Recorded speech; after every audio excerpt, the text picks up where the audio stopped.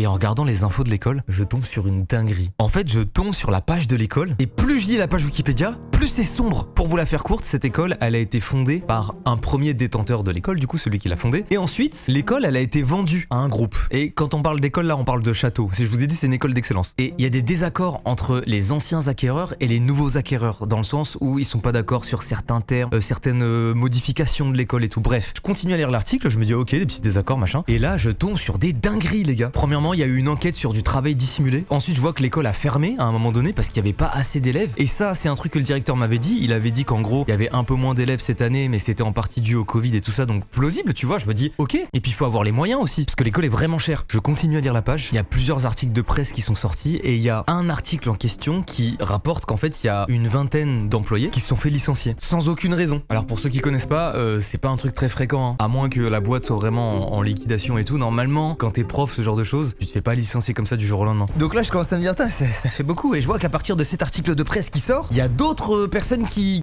se mettent à parler eux aussi. Il y a des professeurs qui se plaignent de burn-out, il y a des élèves et des parents qui parlent aussi. Et dans tout ce lot, il y a même des gens qui parlent du directeur et qui notamment expriment le fait qu'il fonctionne au management de la terreur. Mais c'est aller très loin, on parle de menaces de mort et tout. Bref, je lis tout ça